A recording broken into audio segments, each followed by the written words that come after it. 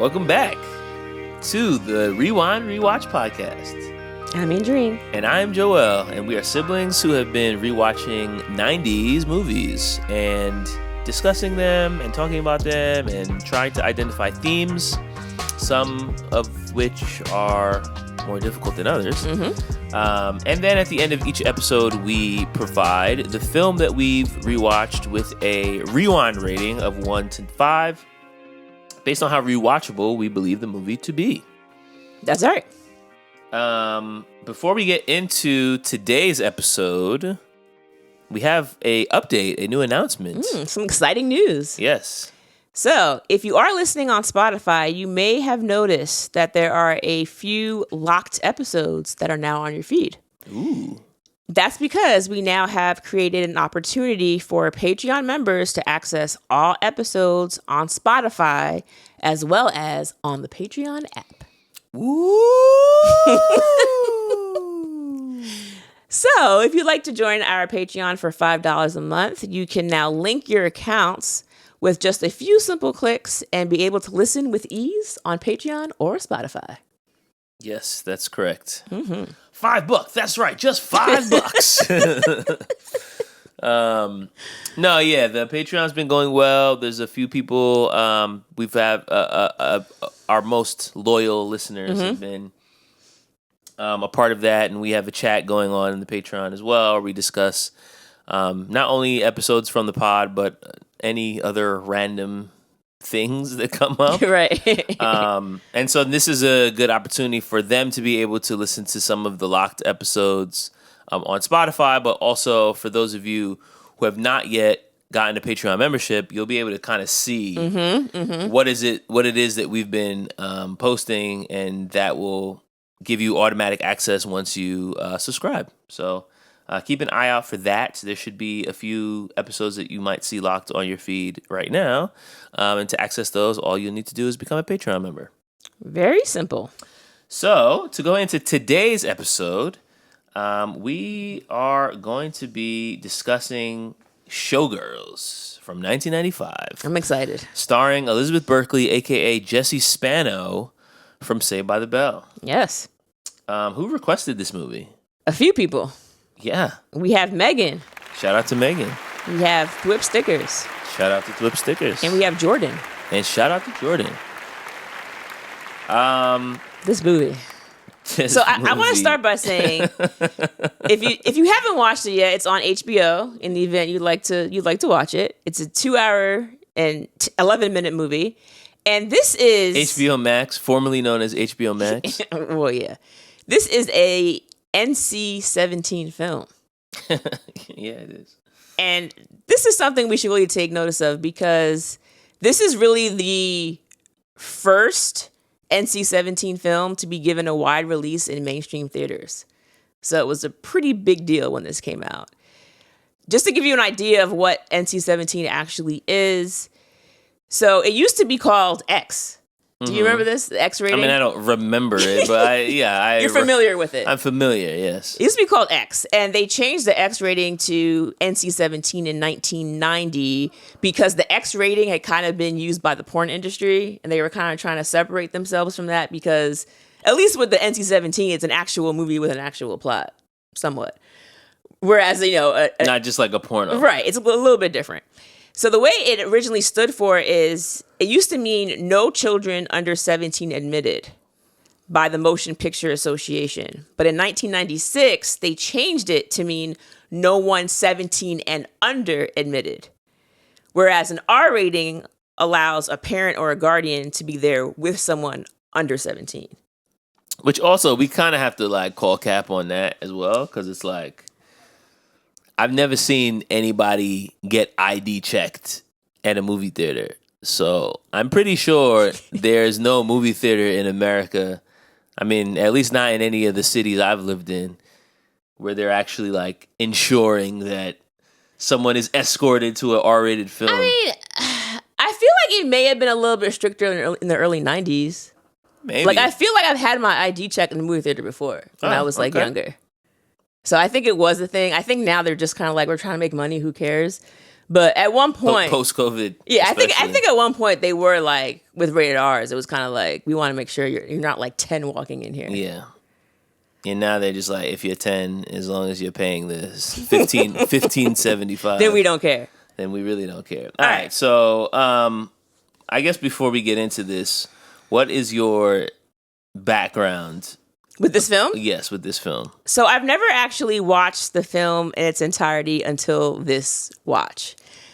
My recollection was that this movie would be playing on TV and they would always, like, of course, censor things out. So you either would have, like, the pixelated boobs in the frontal areas, or they would, like, basically just have, like, bras painted on the women.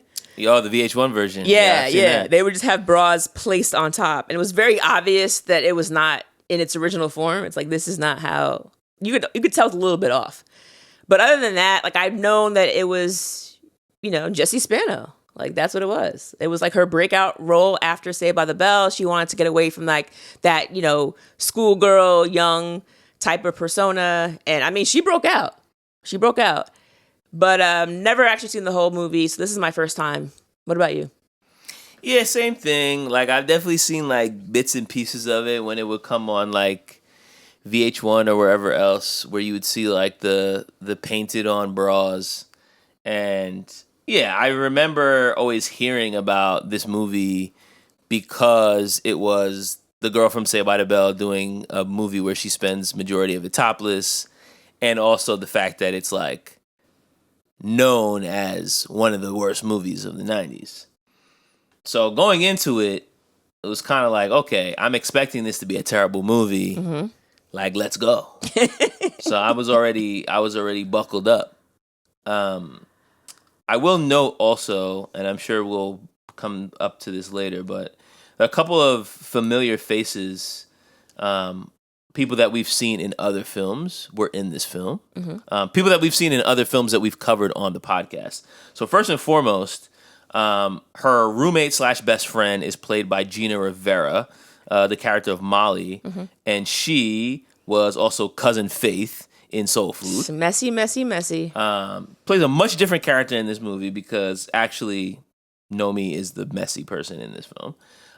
Then we have James in this movie, who's played by Glenn Plummer, and he had a brief part in the movie Speed, right, where his car basically gets destroyed by the bus on the highway.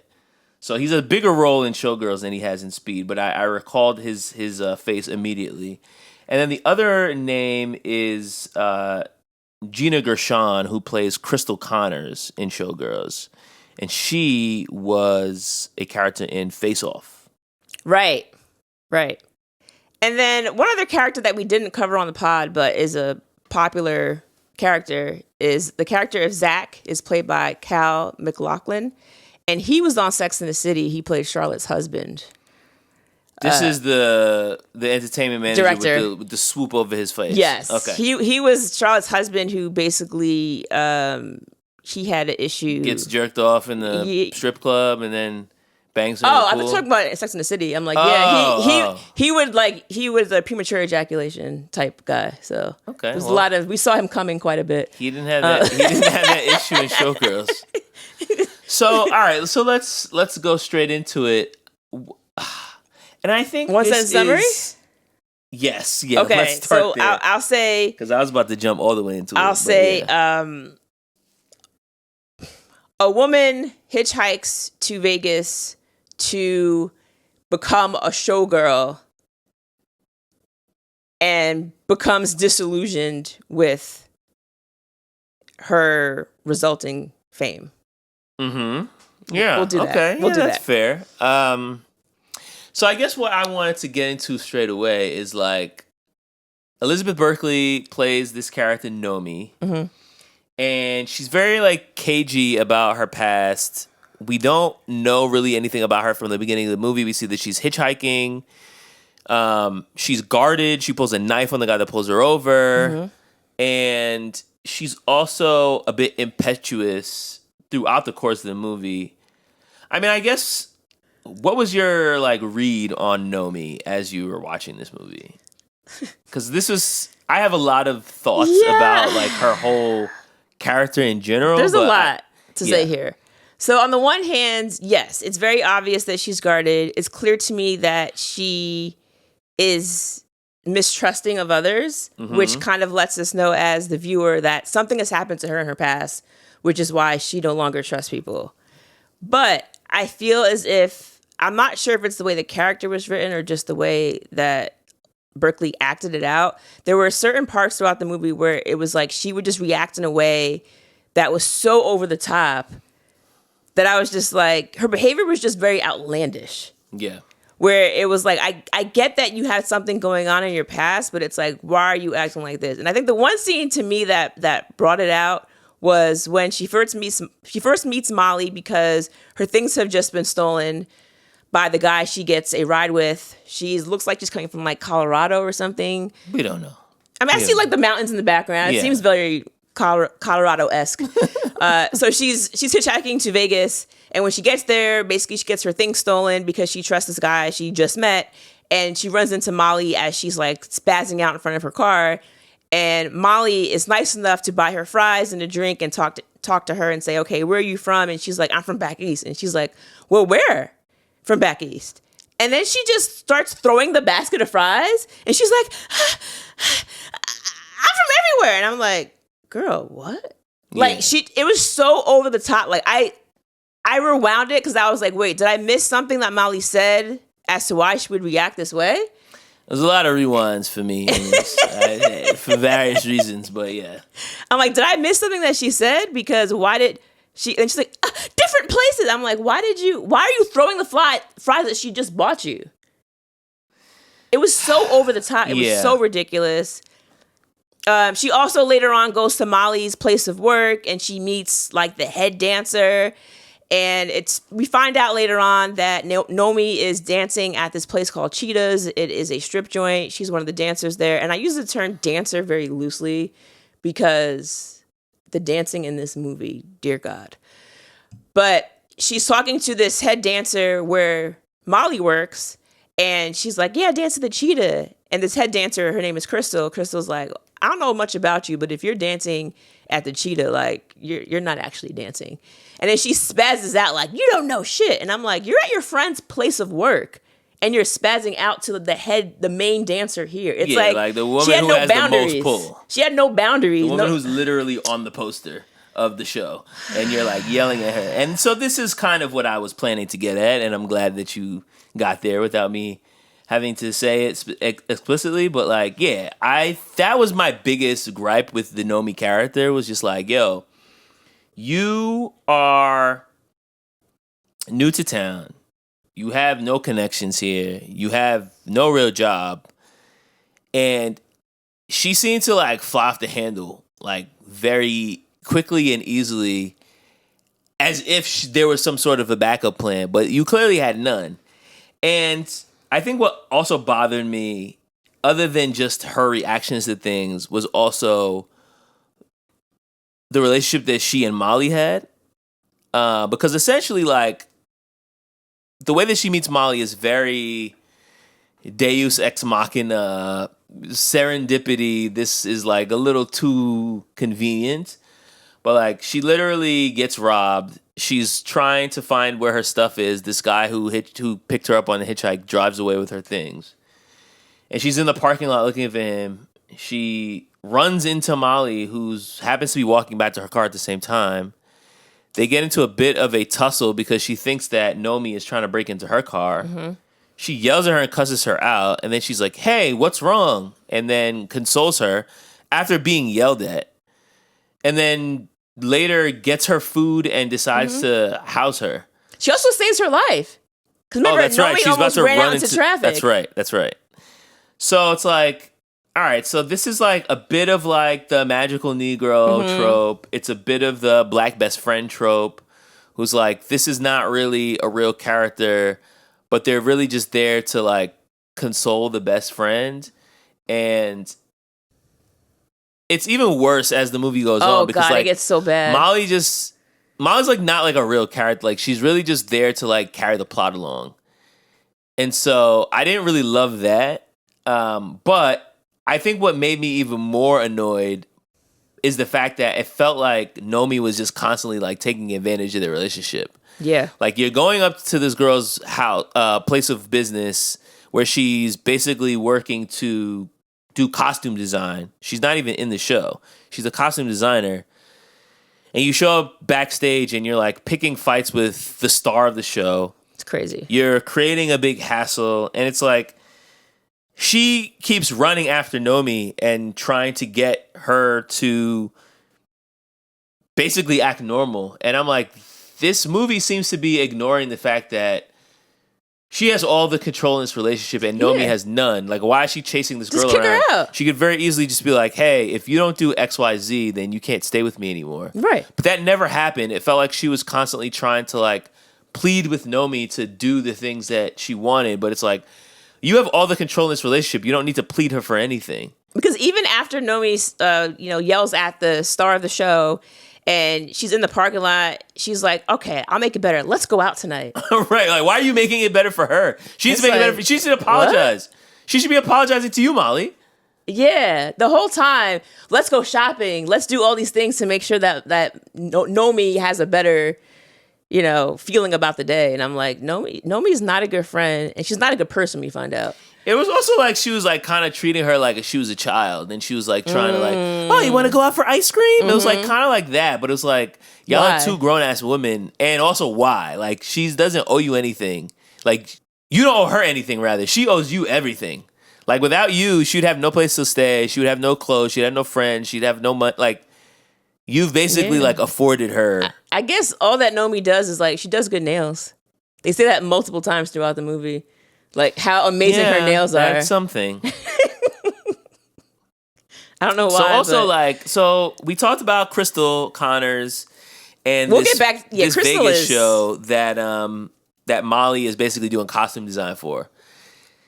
What were your thoughts on this show? Yeah, I mean that was going to be my question. Is like, what is this show? Because I've been to Vegas. I've only been once, but we certainly didn't go to any shows like this. And I think what was puzzling to me about the show that Crystal Connors stars in is like, it seems like it's trying to be like a showcase. Like it's like it's almost trying to be like a dance show with a lot of like pyrotechnics and this very fancy stage design. But like everybody's topless. Yeah. The men have no shirts on. The women have no shirts on. But they're dancing around, they're doing choreography, and it's like, why is everyone topless? Like, it's almost like the show doesn't know what it wants to be. Exactly. So it's like, is this supposed to be sexy? Is this supposed to be, like, skilled? Is this supposed to be choreography? Is this supposed to be pornographic? Like, I couldn't get a sense of it, and I'm like, I don't know why I would want to go to a show like this. And that was the thing for me. As I was watching it, I said, there's no way. When you think about all the shows that are available in Vegas, I could watch Cirque du Soleil. I could watch Chris Angel. I could just go see a concert. I could see Backstreet Boys. Like, I can actually see strippers. Yes. Like, that's the other thing. Yes. It's like, so it's like, why am I paying for this? It's like, it's almost like a cabaret, but like they wanted to make it like more... But like it's like the dancing, high end. the dancing was more than just a cabaret. Because people are like sitting at like dinner tables. It's not like we're in a bar. Like we're in like a nice venue. They're on a like theater stage. Yeah, it's choreographed dance, but topless. It's like Alvin Ailey with tits. Oh, we'll get to Alvin Ailey. but yeah, I agree. And also, it's like for Crystal to be the star, I'm like, she doesn't really do much of anything different than the rest of the dancers.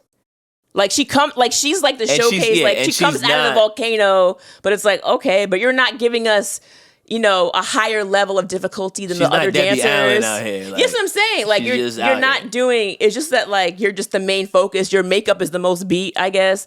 But like I didn't really understand what made that person so. But the first time Nomi sees the show, I mean, she's enthralled. And then you see her like trying to memorize the dance moves. Like she's and these dance moves, like Nomi keeps talking about how she's such a good dancer. She's fantastic. And she keeps being validated. So the scene where Molly takes us to the club, and Nomi's dancing. And this is where we meet the character that is played by James. Glenn Plummer. Yes, by Glenn. James apparently is a bartender who works at this club. And he's a bouncer, he says. Oh, yeah, sorry, a bouncer. Yeah. He sees Nomi dancing, and he's like, oh, I gotta go dance with her. And it's like, you're actually working on the clock, but okay. He goes over and starts dancing with her, and these two... Oh, you think you can dance? I know I can dance. Do you think you can He's dance? like, yeah, let's see what you got. And they start dancing, and I'm watching the scene, and I'm like, this is worse than Save the Last Dance. It is by far. It is by far. It is. I think that was one of the most entertaining scenes for me, just because of how bizarre it was. It was just like, yo, what's happening, and why are these people doing this in a club? Yeah. And then both like, oh, you're good. Impressed with each other. It was just the dancing was not good at all, and also like there could have been a better soundtrack for this scene specifically. That's true. Like they That's didn't true. even have like dance music on. It was just regular ass music. So they're dancing way too hard for the music that's playing. And it's also like, why is this music playing in the first place? The whole point of this scene is to see them dance. Yeah. Pick a song that would make people want to dance. Give them a beat. Yeah. You can dance. I don't lie. You can. What am I doing? Teasing my dick. I mean, the dance off scene in the White Chicks was better than that, if we're being honest. Oh my God. It was better. Oh my God. So they're dancing and like, but although he's telling her she has skills, he basically is saying that like, I mean, you could be good with practice, but like, you're not really that good. And going back to Nomi's outlandish behavior, after James tells her she's not that good and he could teach her, she kicks him in the balls.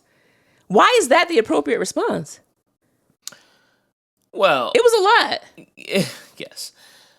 I will say her reactions are often over the top. What we later learn about Nomi is that she comes from a very troubled past where her father killed her mother and then committed suicide.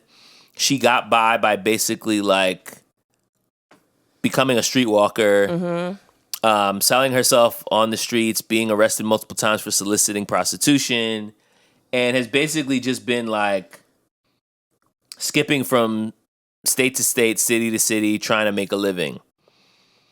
And so when she gets to Vegas, this is, I guess, the first time where she's not trying to, sell sex, at least not exclusively. Well, yeah. And this is when she gets this job at the strip club, which leads to the job in the Crystal Connors show. But the whole time, she's really believes like, yo, I'm like a dancer. I'm nice. Like, I'm really a dancer. So James validates this by telling her that she's good, but then also still telling her, like, I'm better than you and you can use my guidance. So all that to say, I do feel like what we're supposed to believe, or at least I think what the writers were trying to get across, is that this woman's had such a hard life that she doesn't take crap from anybody. And because she's basically been on the wrong side of the tracks her entire life, any type of lip or dissent or backtalk that she gets from a man or a woman, she reacts very poorly and basically is like constantly in defense mode. Now, I that guess makes sense. But like, someone's telling you, hey, I could help you dance better, and then kneeing them in the nuts does not make sense.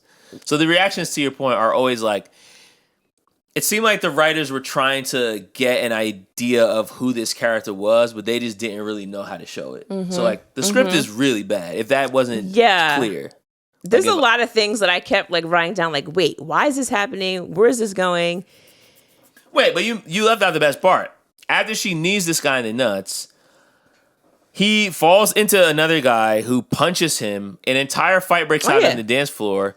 And then she gets arrested because someone saw her and said, oh, she started the fight. One of the bouncers saw her. You started this. You're going to have to come with us. And I'm like, wait, in what scenario would you end up getting put in jail for kneeing someone in the nuts? That's not a thing. That's not a thing. So I thought she was going to get kicked out the club. I was like, Right. okay, cool. And then like she was in jail. I said, wait, what? And she's in jail with a bunch of like sex workers. And I was like, well, what's happening here? And then how are they all I don't know. It's not the same. I don't know. But James ends up bailing her out because he feels bad that he's the reason why she's in jail, although she's the one that kicks him in the balls. He ends up losing his job because he was dancing when he should have been doing his job. That's not her fault, but okay. And we learned that James is just as self-destructive as Nomi. Well, yeah. He went to Alvin Ailey, though. We forgot to mention that. So we know his skills are up there. And when we see James dancing, again, it's like this man did not go to Alvin Ailey. You cannot. Well, James is also... There's no way. He's a deceitful guy. So that's the other thing is like we later find out that this entire thing about teaching her how to dance, and he created this song and this dance that would be perfect for her, and I created this whole thing with you in mind, and she like almost falls for it, and they're like making out in his house and about to sleep together, and she only stops him because she says she's on her period, and then he's like, I don't believe you, so he puts his hand down there She's to like, check. And she's like, okay. See, I told you. And he's like, well, I got towels. So that happened. Which again, like I said, like really bad script. Like, why was that in there? Because it comes out of nowhere. And it's like, the whole time, she's basically like, kind of like distrusting of this guy, along with everyone else that she meets, which makes sense based on the character that we've created for this film. Okay, she doesn't trust people. She's guarded, all these things. So it's like she's being super guarded, but then he like takes her out to eat burgers and then it's like, hey, let's go back to my place. Best meal ever, she said. So that I can show you this music. Dance. Mm-hmm. So let's dance together. And then the dance turns into her basically giving him a lap dance. They start humping and then they immediately start making out. So I'm like, wait a second, like you didn't even want to go to this guy's house. It seems out of character for her. Why? Because you saw that he could dance, you were willing to sleep with him? Like, it didn't really make any sense. She does more than that later on when she sleeps with old boy. So then she sleeps with him. Well, she almost sleeps with him, but she doesn't because he's on her period. And then she walks out of his house with the upper hand. Yes. But then she goes back because I guess he actually showed interest in her. She got the audition, I think it was, to be at the Stardust. That's right. And so she's like, yo, I'm about to be like working at the Stardust. This is a come up. Because Cheetah's is just a strip club. The Stardust is an actual Vegas show. And so for her, she's like, I'm actually going to she wants to be a dancer. That is her main goal. And so she's like, I got this audition. I'm about to be at the Stardust. This is big news. And then when she goes there to tell him, like, oh, James, like he has somebody else in his apartment. And it turns out it's the new girl that started working at Cheetah's. Mm-hmm. And he basically is feeding her the same lines, like how he made this dance for her and how Nomi can't actually dance and all of that. And when she sees it, she's like, I can't believe you. And he's like, I mean, me and you ain't really nothing. Like, yeah, we got no ties to each other. We got no ties. Like, it is what it is. And she can't believe it. And she's like, oh, I fell for this guy. And then she runs away and she's upset. But of course, James is just out here living his best life, scamming, just trying to get girls wherever he possibly can. So... and this was unclear to me, like, is James supposed to be good? And is Nomi supposed to be good? Or are they supposed... oh, you mean good dancers? Yeah, like, are they supposed to be good and they're just not? Or are they actually supposed to be bad? I think she's supposed to be good. I don't think he was, because even when he does this whole show that he puts on and they go to perform it and they get booed off the stage. So... clearly, he's not good if everybody in the club is like, get off the stage. But remember, when she does the audition... I didn't feel like it was that bad. I'm like, yo, the amount of bad dancing we've seen in this movie... that wasn't the worst. Like, that wasn't... I didn't understand why it was that. And then it was like, yo, why are they here? Yeah. Boo! I was like, oh my God. Like, these people really hate this performance. Really overtime. It was really and then overtime. he's like, yo, this girl can't dance. She dances like a truck. And I was like, oh my God. Like, I... didn't see that she was doing anything that differently than what you were doing, James. So why are you... and then he like calls her a bitch and then he's like, oh yeah, we're getting married. Yeah, that really... So talk about didn't age well. He said, get me a beer, bitch. And then she smiles and goes to Nomi, look what I got, and shows her the engagement ring. I said, girl, you need help. Wow. Where's your mommy and your daddy? Because you need help. She moved to Vegas and became a stripper. But the thing about it is, James's character... clearly he's a flawed character, but after he ends up hooking up with that girl before they get engaged, he ends up seeing Nomi later on because he's like low-key stalking her. He goes to her house. He goes to her Stardust when she goes to her audition. Like, he's following her around, and he says to her, she's like, "Yo, like, we have no ties. Remember? That's what you said." And he was working. He wasn't following her. That time. That's true. And he says to her, like, "Oh well, like, I got a pussy problem." And it's like, bro, what? That was his apology. What? That was a hell of an apology when I come to your house and see that you're there with my coworker. What? And then he's like, "Well, you know, I have a problem with pussy." So he said, "I always have and I always will." Okay. What do you want me to do with that? Oh, well, I didn't know that. In that case. Yeah, once you put it in those terms, Mr. James, then it's like those all guys, is forgiven. Guys who are like, "Oh, I'm a sex addict. I can't help it." It's like, okay. What do you want me to do with that? Forgive and forget. Oh, okay. You know? Yeah. So James' character, he was doing a lot. A man's got to do what a man's got to do. He was doing a lot, and also he didn't add anything. And I think he was just there to represent, like, the people, I guess, in that area. I'm thinking more like LA too, but like the people who just like, "Oh yeah, I can make you a star.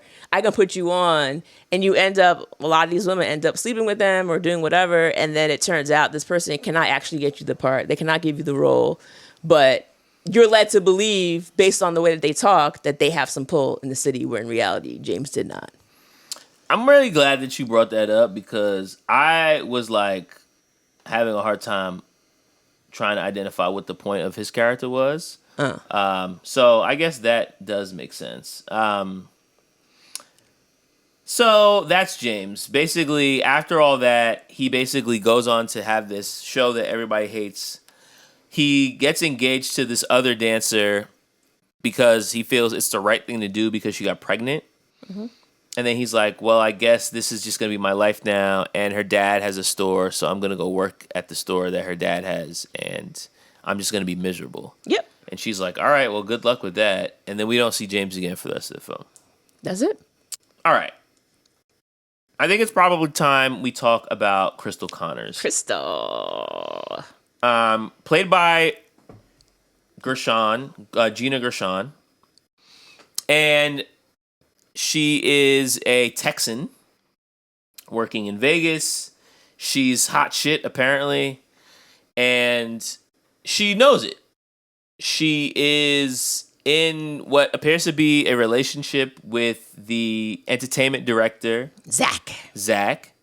So they're kind of like a couple, but she works in the show that he manages. So that whole thing is kind of messy, but it also portrays them as like kind of this power couple, and everybody else kind of falls in line underneath them. Mm-hmm. And she sees Nomi. She like basically gives her a bunch of crap about how she's not a real dancer. Nomi spazzes on her.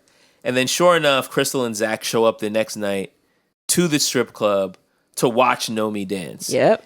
And why did she show up? I mean, Crystal's character was a little bit layered for me. On the one hand, I think, she may have just been interested to see, like, okay, this girl says she's nice and she can dance. Let me see what she can do. So I think part of it maybe just might be interest. I think part of it might have been to get under Nomi's skin. Because it was like, girl, you came into my place of work and spazzed out on me. And I'm running this. Like, I run the show. So let me come to your place of work and see what you could do. Maybe I can, like, get you a little bit frazzled and see. And Nomi definitely is frazzled because she comes out and she's, like, angry while she's doing her dance. She's staring the entire time at Crystal and Zach. She storms off the stage afterwards. Like, she's clearly upset. And it's like, girl, like, just go. Like, I feel like if you're as nice as you think you are, just go out there and kill it. Like, show them what you can do. But the dancing at the strip club, it was so ridiculous in the sense that it's like, yes, they're walking around the stage and they're gyrating or whatever, but it's also like they weren't doing any tricks. It wasn't the type of club where like the girls were actual pole dancers that can actually do it wasn't things. That type of it was just like, club. Oh, we're just walking around. They were dancers. But then it was like, even quote unquote dancing is like, was it dancing? Because at one point you just see like two strippers together and they're just like grinding on each other. And I was like, at one point they were like scissoring almost. I was like, is this What is this? What people are doing at strip clubs? That is dancing. Like I guess. So yeah, I mean, it was. But then going back to the music really wasn't doing anything for the strip club. Nah, they never picked the right tunes. Man. They never picked the right tunes. So it's like, how are you supposed to even dance to this music? So anyway, she does her set. She gets off the stage. And now Crystal and Zach are there. And Crystal's like, yo, like, we want to buy you for a private dance. But we both want to go back there. And Nomi's like, we don't do this. But this is the whole thing. It's like, this is all Crystal. Because Zach is not even, like, complicit in any of this. He's just there. But it's just like, all right, like, if this is what we're doing, like, I'm not going to say no. But, like, this was your idea. Yeah. Like, I didn't even want to come here. Yeah. They're also both high off coke. So there's that. And Crystal's like, Crystal yo. does a lot of coke in this movie, man. She's like, yo, like, just like, let's do a lap dance. And she's like, no, we only take people one person at a time, and also no women. We're just kind of discriminatory, but okay, no women. And she's like, okay, so your usual rate is like whatever, 150. How about I'll do 200? And she's like, no. And then she's like, I'll do 500 for both of us. And then her boss overhears. He said 500. He said, done. Go back there and do it. Now the boss, Al, is that what's his name? Yeah. Nah, but Al is hilarious. Al has some man. crazy one-liners. Al is jokes. But the thing that really confused me about going back to this area for the private dances is the dances weren't even really private. It was like one big ass room. So each stripper would have the person that they were servicing sitting like in their own individual like couch, and they would dance in front of them. But like it was like one big open room with different sections, and like you could see all the other strippers and what they were doing with the guys. So I was like, it's not really private. No, but it's a lap dance room. It's like away from. It wasn't main. like a VIP like room. It was like you and the lady, whatever. Yeah, it depends on the strip club. You know what kind of space they have, but I don't think that was like completely unrealistic. But then James somehow finds his way back there. James just walks like, back come there, on, bro. and I'm How? like, man, this strip club has really bad security. If you could just walk into the lap dance area by yourself with no stripper and just start peeking in He's just on watching other her. people's. It was so creepy. And the security guard finally shows up. He's like, hey, man, what are you supposed to be doing back here? He's like, oh, my bad. And then he just walks away. He's like, he could have just walked into the room at that point. Where were you? It was wild. Also, am I bugging, or was that the same dude who played, who sang She's Your Queen to Be in Coming to America? Oh, I don't know. It looked just like You him. might be right. You might be right, but I'm not positive. So we gotta talk about this dance that she gives Zach, because I've never seen anything like this. It was him. It was him? Yes. That's His name amazing. is Paul Bates. That's amazing. I'm like, yo, I know this guy, man. I have never seen a lap dance like this in my entire life.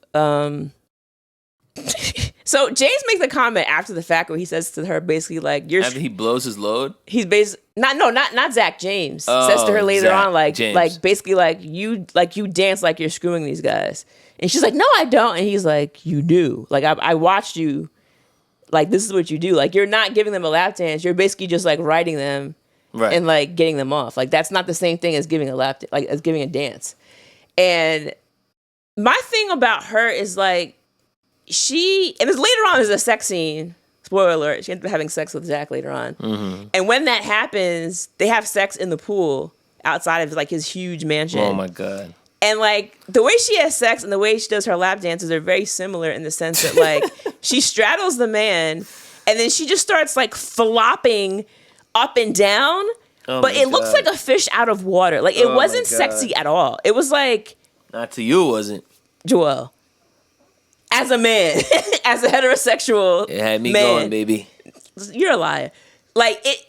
I never wanted to see anything like just Jessie Spano flopping her hair pull around. up your HBO and just try to find the scene where she's either giving a lap dance or she does a sex scene. She's flopping up and down in the water, and it reminded me of, you ever seen The Exorcist?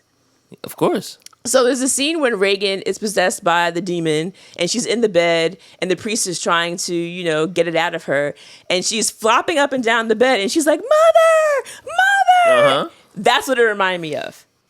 Like, that's hot. Looking like there's a demon inside of you is how she looks like having sex. That's insane. A little demon possession sex. Never heard nobody. Insane. It was insane, bro. This scene is actually crazy though, because it's like, yo, First of all, when she gives the lap dance at the strip club, Crystal is watching this, getting turned on, She's getting I boned guess. up. She's getting boned up. So she's basically like riding Zach. She starts riding him so heavily and so sexually that he basically just comes on himself. And then she gets off and then she's like, all right, that's $500. So Crystal gives her the money while she's grinning the whole time, but Nomi doesn't seem amused. She's pissed. She's pissed off because I guess she felt like she basically got made a spectacle of, which, to be fair, she did. But she needs the money, so she can't say no. Meanwhile, these two are rich. They don't care about the $500. And this is all a one big joke to Crystal Connors. Mm-hmm. Anyway, fast forward to later in the movie, and she basically starts flirting with Zach after she starts working at the show. She starts basically telling him, like, how beautiful he looked when he was... Oh, yeah, I forgot about that. Coming to fruition. Yeah. And he's like, okay. So then he agrees to give her a ride home. And he's like, where are we going? And then she's like, your place. And he's like, okay. This was not my intention, but I'm definitely going to take you home if that's what you want to do. Yeah. And then this is when we have the whole fish out of water flopping exorcist scene. So bad. In Zach's pool at his home.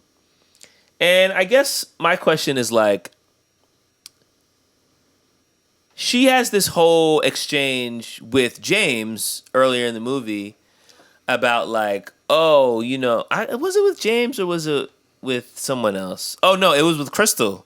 Because Crystal basically says like, oh, like, you act like a whore. Like, and I'm not even saying this to you as an insult because I'm a whore too. Because like, we're basically just like on stage taking our clothes off and people are paying us money for it. Mm-hmm. And you think that this is like somehow different, but like this is really the same as being like a stripper or being anything else. Like you're using your body to get money. Right. And she takes major offense to it.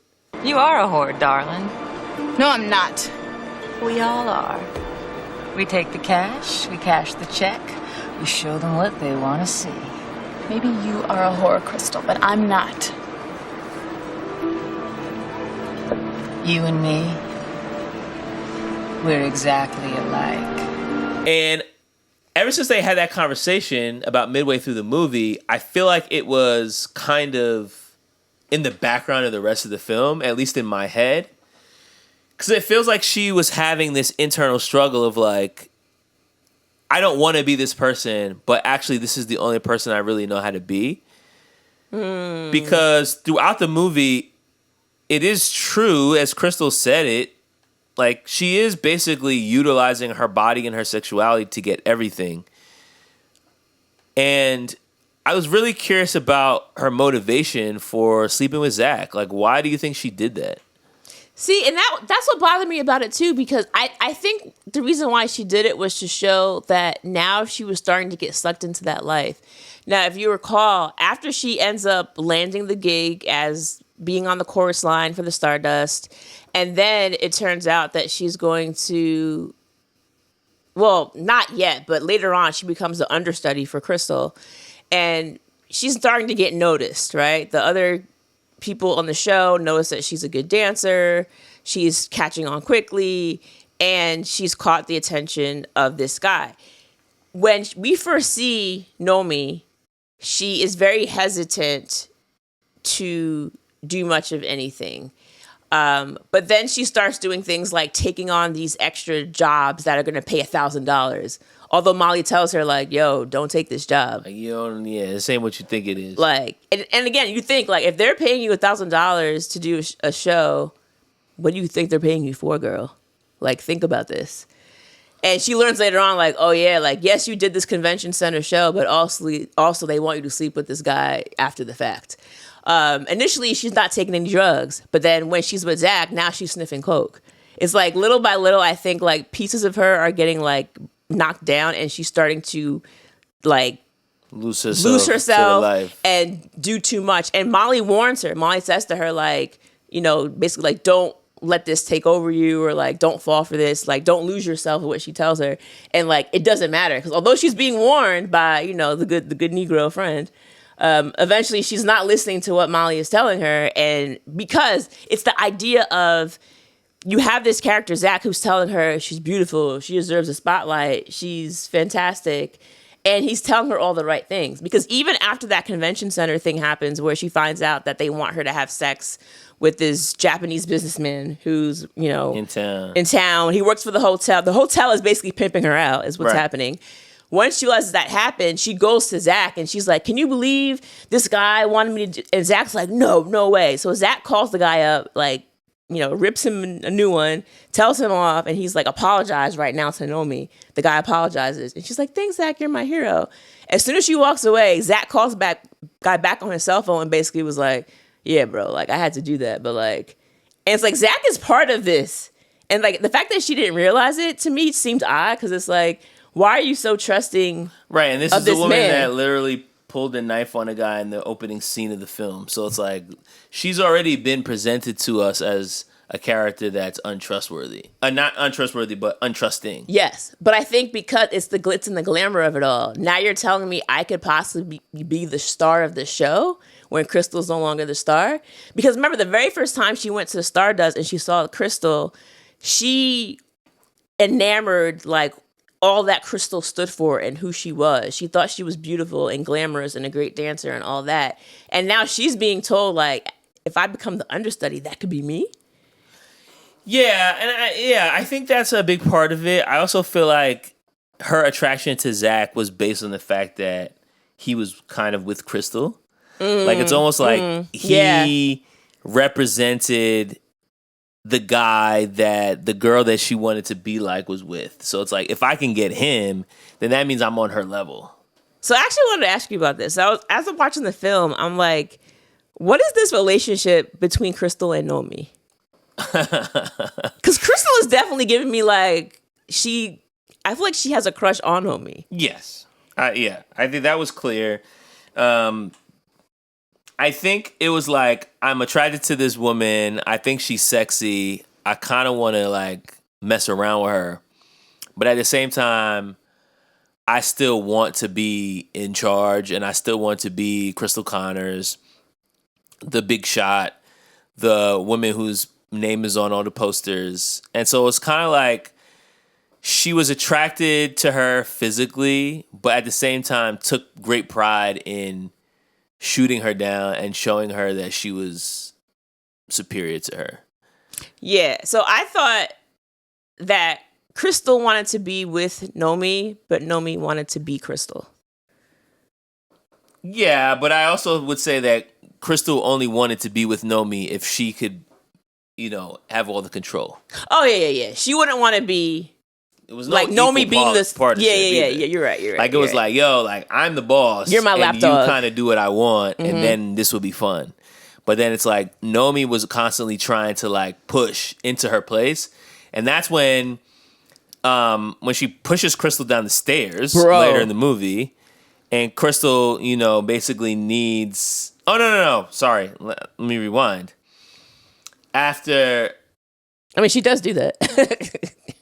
After, she does do that, but it was before that. It was when the understudy got hurt.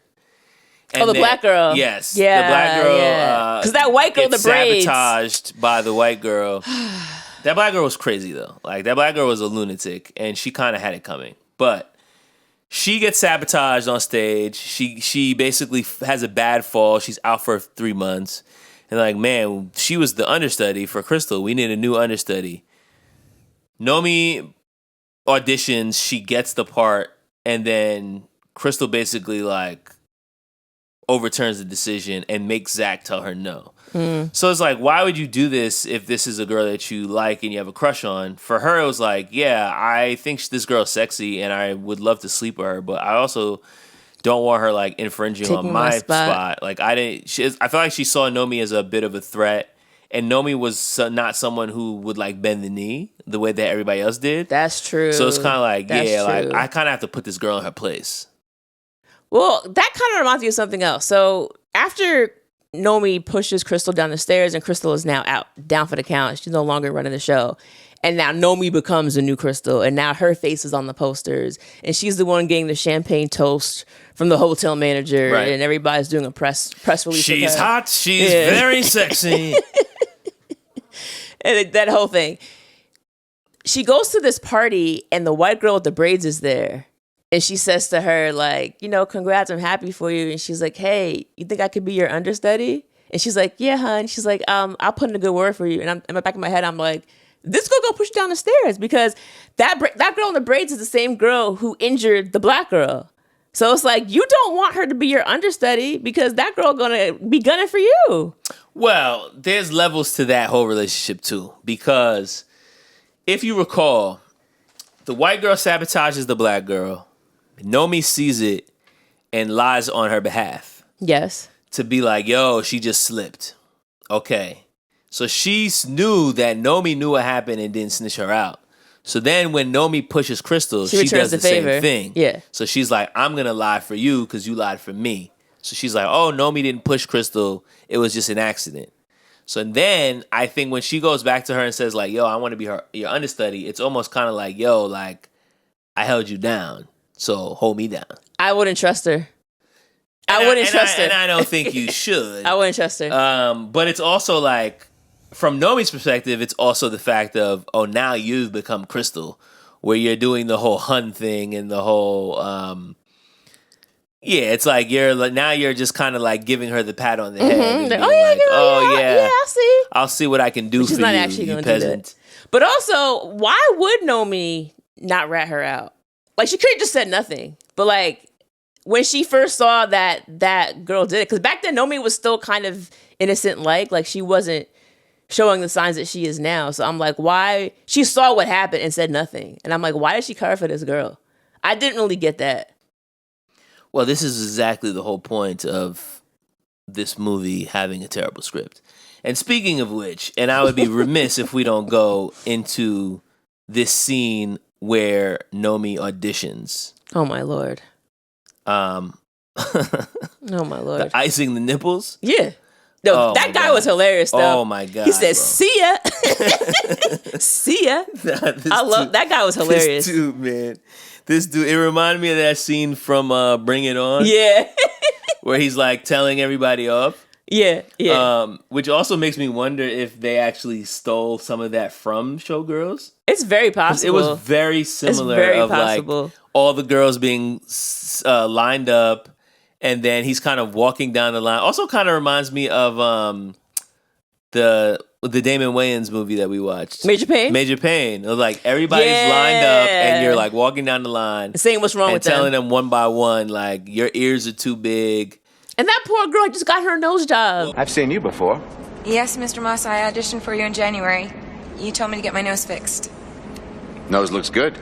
Thank you, Mr. Moss. Nice smile, too. Thank you, Mr. Moss. You know what, though? Your ears are sticking out. They are. Come back and see me when you get them fixed. See ya. Like, he's basically just, like, going down the line, just roasting. And I don't know if this is something that I'm not good at dancing, and so this seems unrealistic to me. But one thing that happens in this movie time and time again is, like, Nomi will see some complicated choreo once and like immediately memorize it. And I'm like, yo, is that how this works?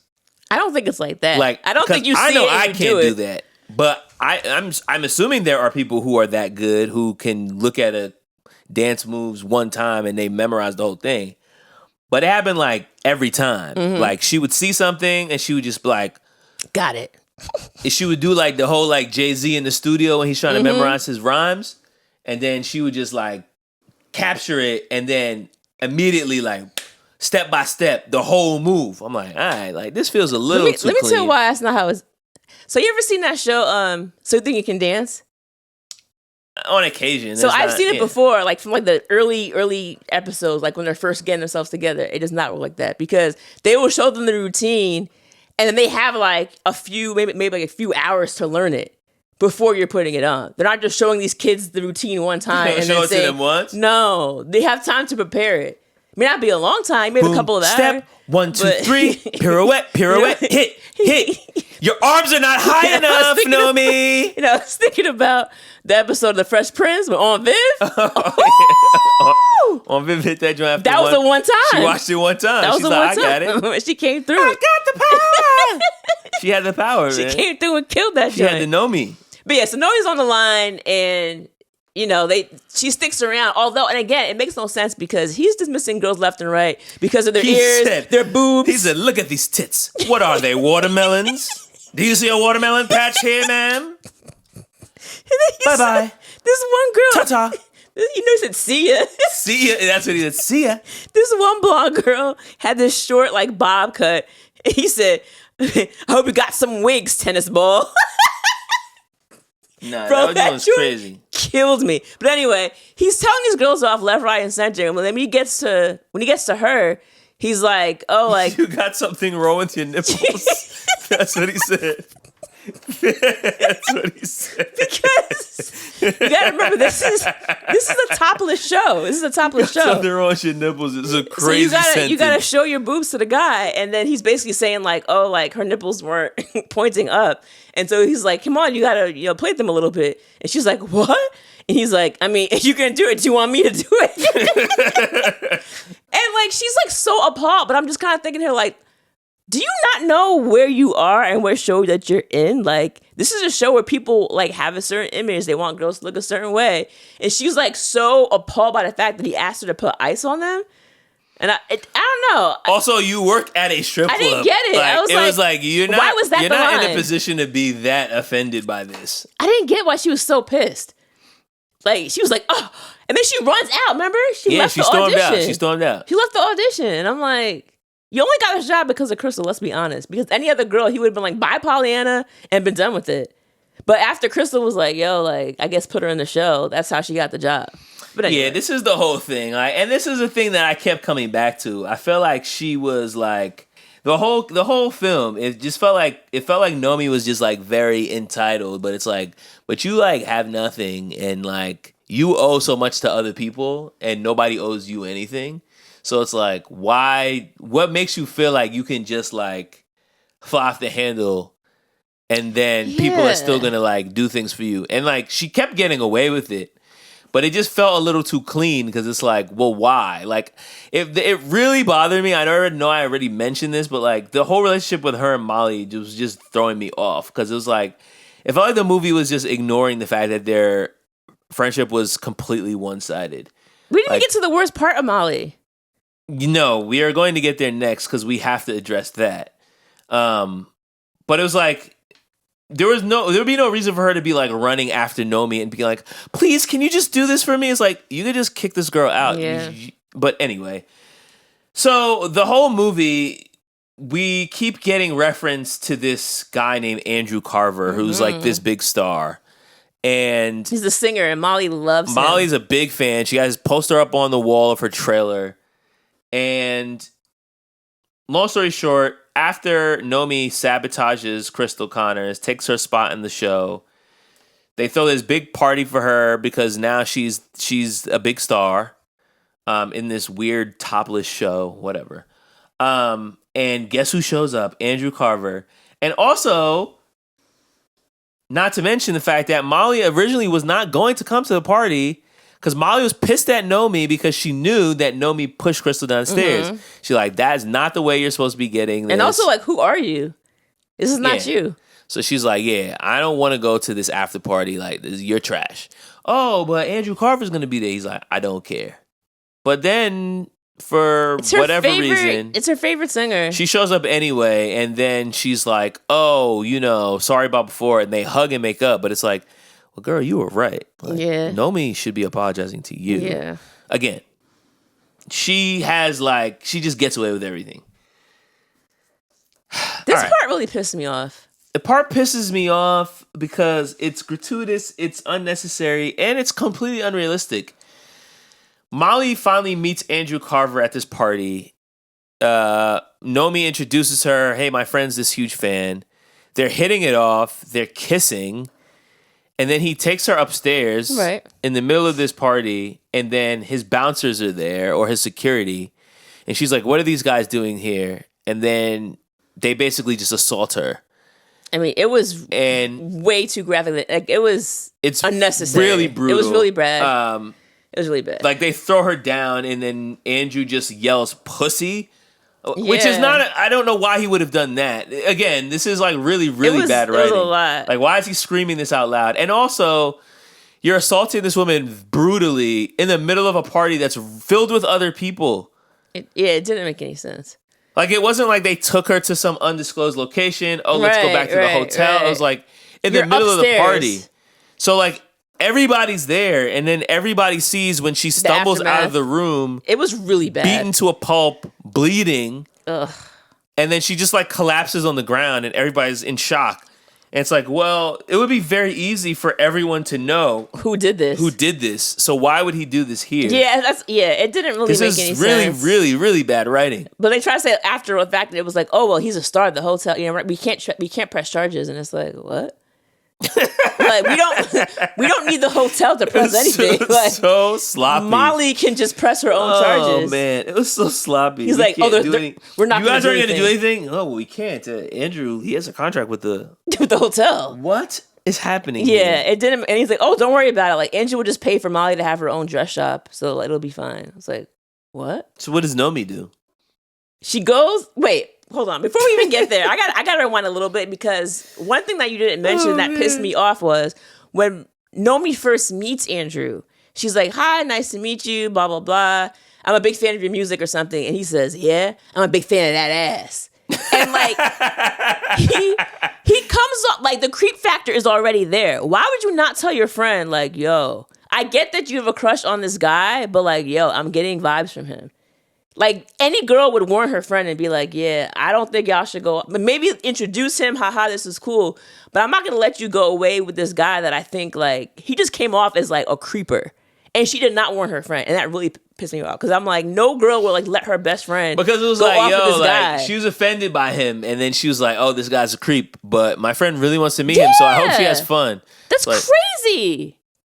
All right. So that already I was like, this is a red flag. Something's going to happen. So, like, when the rape happened, like, yes, it was way worse than I thought it was going to be, but I saw it coming because it was like, why would they put this line in there? And why would you not say anything? But okay, so that happens. And then, so now she finds out, like, oh, the cops aren't going to get involved. Well, I guess I got to take matters into my own hands. So she gets all dolled up and dresses like she's about to be an escort. She goes to where Andrew Carver is staying. His security is outside, and she goes in and she's like, yeah, he called me to come over. And they're like, oh, cool. She goes inside and she basically acts like she's getting ready to have sex with him.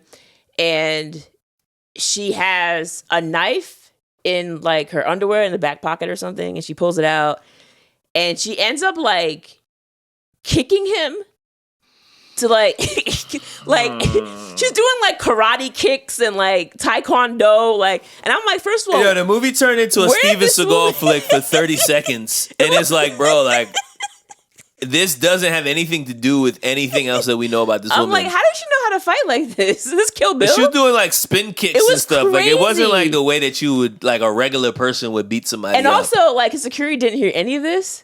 Well, this is the other thing. And this is the most bizarre thing of the entire scene is she pulls a knife on him and she's like, if you scream, if you make a noise, I swear to God. But then when she's beating him up, she starts yelling. So I'm like, wait, so you pulled a knife on him so that he wouldn't make noise, and all you've done after that is make a lot of noise.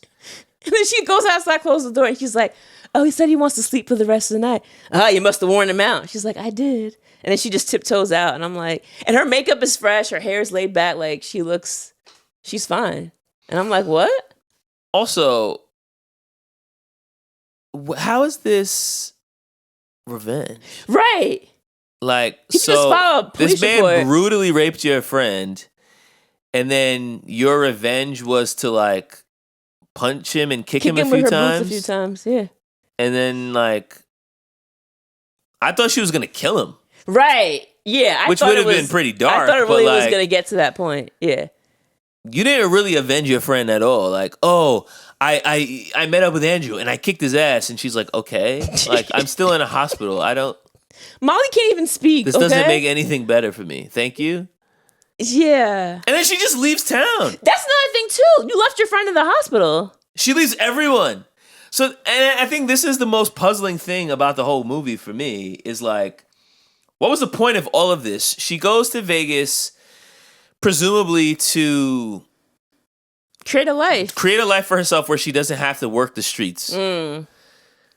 And she gets everything that she wants, ideally. Like, she's able to kind of like be the star of this show. She's still taking her clothes off, but she's not sleeping with strange men. Well, she is sleeping with strange men, but it's voluntary. It's her boss, so I guess that makes it better. Oh, God. Oh, God. But then at the end, she gets pissed off at him because he basically says, like, we're not going to do anything for your friend, and we're going to cover up the Andrew situation. And he finds out who she really is. He finds out who she is, which she didn't want him to. Yeah, she's trying to run away from her So she's whole pissed life. about that. So she runs away from him, spits in his face, beats up this Andrew guy, goes to Molly's hospital bed and says, like, oh, I'm so sorry. I beat up this man for you. I hope you forgive me. God bless. Leaves her, goes to Crystal's room. It's like, hey, sorry about pushing you down the stairs. Crystal's like, hey, you know, all's fair in show business. If I were you, I would have pushed me down the stairs too. Yes. Can we at least kiss? Yes. So they kiss, and then she leaves there. She leaves Crystal as well. So it's like, all right, so at the beginning of this movie, you were just like short on money and resources. You wanted to make a name for yourself. You were able to do that, but in the process, you met all these people, built all these relationships. You're walking away from all of them. You have no money. You have no job. And you left Molly in a hospital room recovering from a brutal rape. And then, like, so what was the point of this entire 2-hour film? Because you didn't really, like, there was no difference from the way that she started to the way, I mean, maybe she had some internal changes and some internal growth, but it was very, like, you kind of had to pull teeth to figure out exactly what that growth was. And she still has like nothing to her name. That's true. So there's no reason for us to believe that she's not going to go back to like being a Work in the prostitute streets, again. yeah. So it's like, okay. Maybe she'll find another type of show. I don't know. Strip club. She's going to LA. Because we see her when she's hitchhiking, they're heading to LA. So I guess she'll find another strip club in LA to work in. So here's a question. You look unimpressed. I'm very impressed. Is this movie better than The Room? No. Okay, so The Room was funny though. Like The Room was comedic. Okay. This was just bad. Like, yes, there were funny parts, like the sex scenes were funny, but I laughed more at The Room than I did. That's a sentence you'll hear every day. The sex scene's hilarious. It was very funny. Another thing that you didn't mention that I thought was pretty funny was when Crystal takes out Nomi to a restaurant to eat. She talks about the whole part about like how like you're not really a whore, but you actually still are because like you're basically giving them tits and ass. You're selling yourself. At one point she says to her like, "I like nice tits," and she's like, "Yeah, I like nice tits too." And I'm like, okay. Which was a weird line. But then she says, oh my God. But then she says something about like, It's worse than dog food. It is. I've had dog food. You have? Long time ago. Doggy chow. I used to love doggy chow. I used to love doggy chow too. and I was like, what?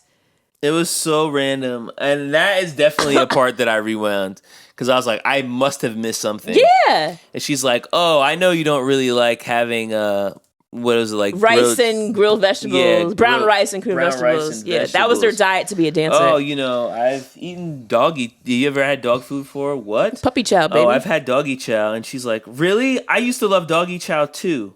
What? Yeah. And I'm like, was that an attempt to show that they were like indigent at one point? So it was like, oh, they couldn't afford real foods. They were eating dog food? I had no idea what it meant. Because I didn't even make that connection. Because Crystal also said she came from Texas, and she was like, back then she had like split ends, brown haired girl. So I thought she was trying to show that like she didn't have a boob job yet. So maybe she was like, they didn't have a lot of money. And then when she moved to Vegas, I guess, and started doing different things, she got money, was able to pay for a boob job, pay for whatever. And so I thought it was supposed to make a relation to like, we came from like such like low means, and now look at where we are, and we can afford to get our nails done. But I was just kind of like, it just seemed like a very odd thing to put in, because I'm like, most people don't bond over eating dog food.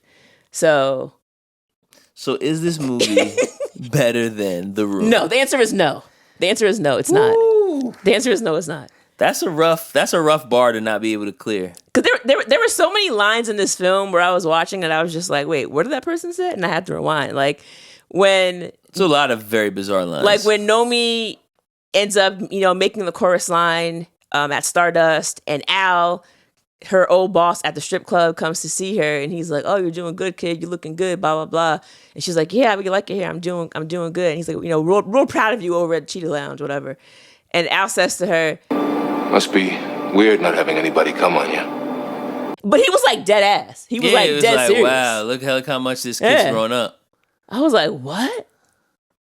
There's a lot of lines like that in this movie where you're just like, what am I actually watching? One more line I had was when your boy Alvin Ailey is talking to Nomi about how she's dancing on these guys like she's screwing them. And he's like, I saw you. He's like, you effed him and her. Man, everybody got AIDS and shit. I was like, what? Yeah. Like, oh my God. I was like, what? That ain't right. He was incensed. The one thing though, I will say, like, I feel like James was definitely a scammer. Yes. But I also got the sense that he like actually was passionate about dance. Like, I don't think he was lying about that. Okay, that's true. And that I think that puzzled me even more, because it was like, well, what was the whole point of this character? Like, I feel like it would have made more sense if he was just like a straight up scammer who was just like lying to her. But it did feel like he actually cared about it. He was actually putting together a show and was actually trying to be successful with it. And he just like blew the chance because he was being insincere. And it's like, we are led to believe, based on what everybody in the movie says, that Nomi is supposed to be good at dancing. She's not good, because we can see it with our own eyes. But based on the way that the script is written, she's supposed to be good. Right. And so, like, why does he then just do this show with Penny? Yeah. Who's clearly not good. And then it's like, well, what was the point of all of this? Like, you're scamming, but you're actually trying to do this show, and you actually really do care about dance, but you're still lying to everybody, and you're quitting every job that you get. Like, it seemed like he didn't really know what he wanted to do either. And then at the end, he's really sad because, oh man, look what happened to my life. Stuck. But it's like, bro, like, you didn't really seem to have any plan to begin with. So, yeah, the whole character just really blew me. But anyway, what do you think the theme of this movie is? If you could really, really just stretch your mind and really try to pull something out that has a semblance of sense, what could be possibly the theme of Showgirls? Well, I think one of the main themes is how someone's morals are tested in an attempt to move up in the entertainment industry. Because when she comes in, like I said, like, she wasn't doing drugs. She was very guarded. She kind of like knew she wanted to dance. She didn't want to be doing the stripping thing anymore. She wanted something like more honest work. But then it was like, once she was able to kind of get a taste of that limelight, and she also had seen how other dancers had harmed other dancers and didn't say anything about it. Now, all of a sudden, she's like, well, if that's what I got to do to get the spotlight, like, I'm going to do it. And, I mean, she pretty much got turned out by the industry. I think it also does a good job in kind of talking about how you don't have to be doing sex work to be engaging in sex work. they do. They kind of hammer that in with the nail throughout this film, about how certain jobs that you're doing, like, if you're using your body to make the money, It's like you're still doing sex work. And I think it's kind of like talking about how the entertainment industry in general, look at like Hollywood, how some actresses only get roles because of how their body looks. You might be a terrible actress, but like, hey, how do your tits look? Right. Do you need ice? And if what are they, watermelons? You got something wrong with your nipples? See ya.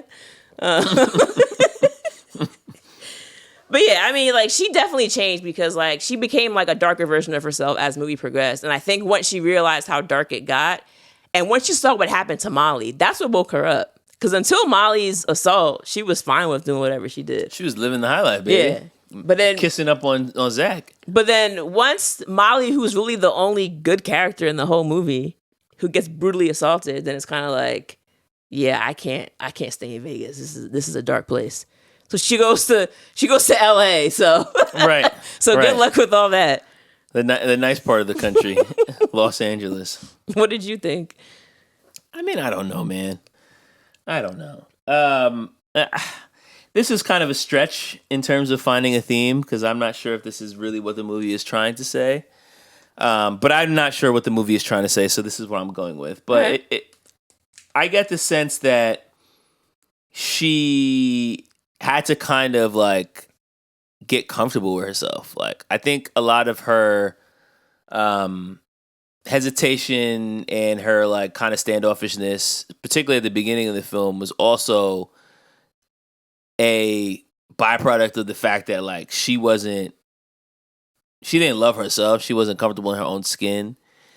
I think towards the end of the movie, it took Zach exposing her past for her to kind of like come to terms with it, because she didn't tell anybody who she was or where she came from. Mm-hmm. She didn't tell Zach. She didn't tell the people she worked with. She didn't even tell Molly.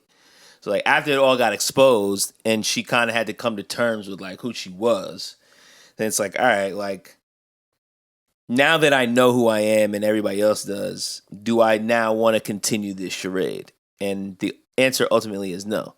So I think one way you could read it is like, in order for her to feel fulfilled, you know, you have to kind of learn to be comfortable in your own skin. Otherwise, no matter what accolades you get, it's not going to be enough. The only reason I would say this is a much of a stretch theme is because I'm not sure that by the end of the film she was comfortable in her own skin, because she just ran away again. So it's like, it seemed like she didn't really learn anything, because at the end of the movie, she's just like, she's back exactly where she started, and she's still just like running to another town to recreate herself again. So it's hard for me to really say that she learned anything. Fair enough. All right. I don't know. Do we have any facts for this movie? Yeah, so this film was directed by Paul Verhoeven. He also directed RoboCop, Total Recall, Basic Instinct, and Starship Troopers. Okay, those are big movies. Yeah, he had an interview with Gina Gershon where he basically was saying that he researched and they interviewed a number of people associated with shows in Vegas. And he said he wanted to have a very hyperbolic style of directing. Oh, wow. Which is why we saw a lot of the over-the-top type things. He nailed that. He was basically complaining about how the United States is, like, the R rating is being lost in theaters. Because he's like, the United States, like, obviously they just want to make the money. And so they want to do a lot more PG or PG-13 films because they can draw more people into the theaters. Yeah. And he also says that, like, because I believe he's like, I want to say he's from France, but don't quote me on that. He's not from the States. I know that, because he was saying that how, you know, a lot of these movies and American movies, because like you have all these movies where you have women come home and like they're walking around in bras, and he's like, but it's not realistic, because in real life, he's like, how many women do you know they go home and take the bra off? And I'm like, he has a point. Like, we're not walking around in the house talking to our husbands with bras on, but like in American movies, yeah, but it's distracting because nipples.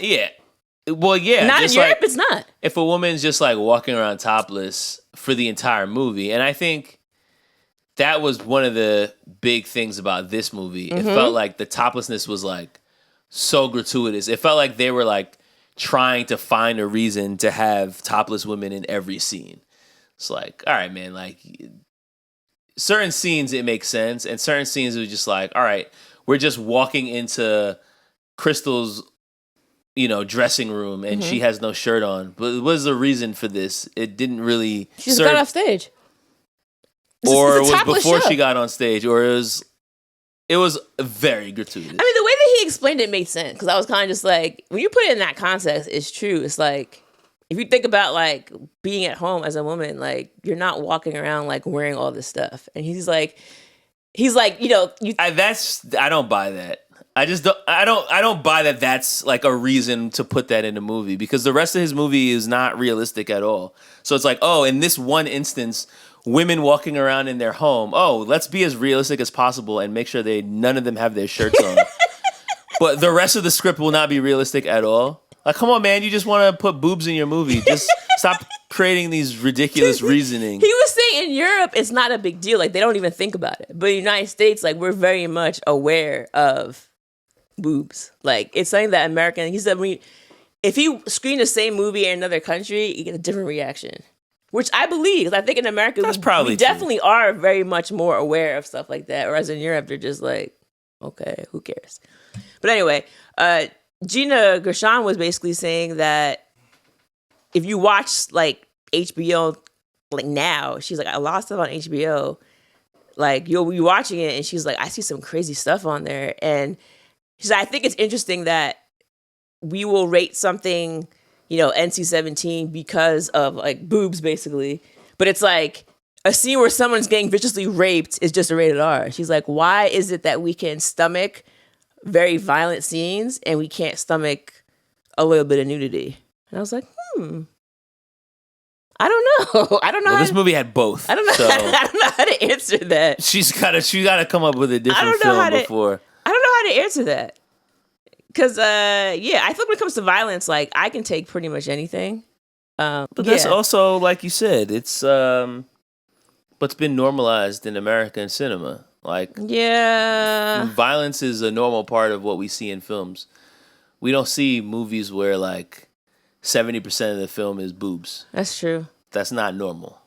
So this movie won 7 Razzies in 1986. Well deserved. Including for Worst Picture, Worst Actress, Worst Director, Worst Screenplay. It was also named the Worst Picture of the Decade in 2000. Oh, Lifetime Achievement Award. Lifetime Achievement.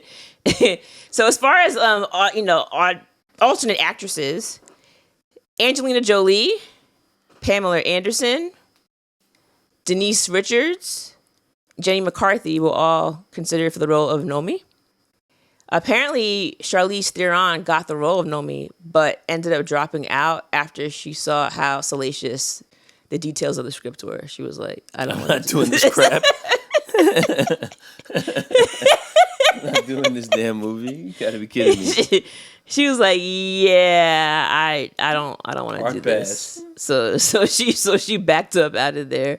So I read somewhere that they were thinking about doing a part 2, a sequel, which basically would be called Bimbos. Nomi Does Los Angeles. And it would have explored Nomi's exploits in Hollywood as she tries to break into the movie business. But then after this movie bombed, then that project died because they were like, no one's going to want to watch a part 2 of this. No. Why would they even think? All right. Anyway. But over time, apparently people like, it's like one of those like weird, I wouldn't call it a cult classic, but everyone hated it when it came out. But over time, I think like some people like, maybe they watch it ironically or whatever. For sure. But like people definitely watch it now because like, oh, I still is on. But the one person. We just watched it. Well, that's different. We're watching it to talk about it, not just on a random Saturday afternoon. But the one person who, now I'm forgetting his name, it just escapes me. There was one person who came out and was like, "Oh, this movie's not that great. I actually love it." Reservoir Dogs director. I'm shocked. Quentin Tarantino. Yes, he was the one person who came out and says, "This movie's great." All right, man. You're shocked? Yeah, I'm shocked. All right. What is your rewind rating of Showgirls from 1 to 5? I'm not going to belabor the point. It's a 1. Like, this movie is terrible. And I came into the movie knowing that it was going to be terrible. Mm-hmm. So it was like, all right. I knew we'd have plenty to talk about, and as you can see, we've been talking for an hour and a half, so there's plenty to discuss about this movie because it's just so bizarre and so poorly written, really. Like, the acting wasn't great, but it wasn't the acting that stands out for being bad. It's just the script is so incredibly ridiculous. Yeah. Yeah. It's one rewind. All right, I'm also going to give it 1. I mean, same reasons. The reason why it was rated NC-17 are for nudity, erotic sexuality throughout, some graphic language, and sexual violence. Yeah. All right, so if you have any requests for other movies you'd like for us to rewind and rewatch, send us to our email at rewindrewatch1990s@gmail.com. Hit us up on our social medias at RR90spod. And you know where we are every Thursday. And if you'd like to join our Patreon, we mentioned before, it's $5 a month. You'll get bonus episodes as well as access to our chat. Do you have any final words? Because I do. You're the only one that can get my tits popping right. Wait, I want to add one too. Thrust it. Thrust it. Thrust it. Oh my god. Thrust it. Oh my god. Oh my god. I'm gonna have nightmares about this movie. Later. Adios.